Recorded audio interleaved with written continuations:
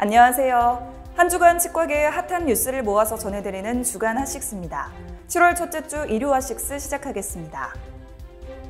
자가 치아율의 골 이식 시술과 초음파로 간의 지방량을 검사하는 기술 등 4가지 의료기술이 신의료기술 항목에 등재될 전망입니다. 보건복지부는 이 같은 내용을 담은 신의료기술의 안전성, 유효성 평가 결과 고시 개정안을 행정 예고했습니다. 개정안에 따르면 구강화 간면부 골 이식술, 제어 감소의 매개 변수를 이용한 비알코올 지방간 질환의 간 지방증 정량 검사 등이 신의료기술 항목에 등재됩니다. 가톨릭대학교 서울성모병원 양성은 교수 연구팀이 치과병원에 내원한 성인 환자 1,884명을 대상으로 2,508개의 하악 제2대 구치의 근관 형태를 조사했습니다. 그 결과 36.8%인 924개의 치아가 C형 근관인 것으로 나타나 나이가 들수록 발현율이 낮아지는 것으로 연구팀은 풀이했습니다. 양 교수는 환자의 나이가 어릴수록 C형 근관, 특히 C1 형태를 보이는 경우가 많아 근관 치료 시 주의와 정기적인 관리가 필요하다고 말했습니다. 국민 수명 증가와 치의학 발전으로 향후 10년간 치과 의사 고용이 증대되는 등 긍정적인 전망을 담은 보고서가 발표됐습니다. 한국고용정보원이 9개 분야 224개 직업에 대한 향후 일자리 전망과 요인 등을 분석한 2021 한국 직업 전망을 공개했습니다. 해당 보고서는 평균 수명 증가로 구강 건강에 대한 관심이 커지고 있고 치의학 지식과 기술의 발전으로 구강의료에 대한 기대감도 높아지고 있다고 평가했습니다.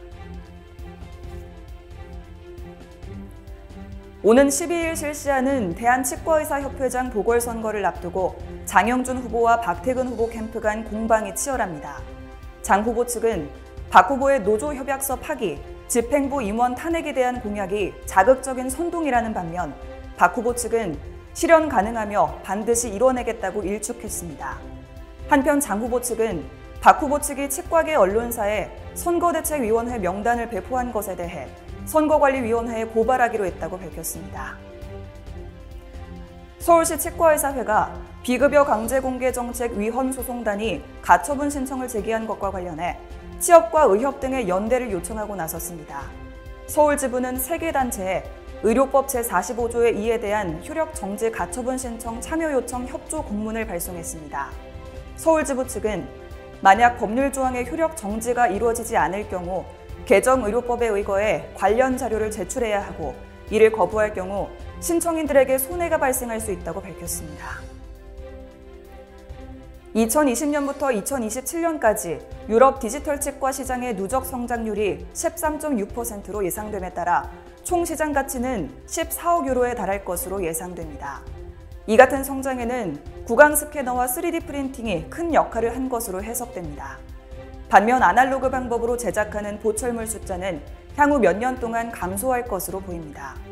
이 같은 감소는 치과 보철물 제작 시 캐드캠 같은 디지털 기술의 사용 증가로 이어질 전망입니다. 이상으로 대놀뉴스를 마칩니다. 고맙습니다.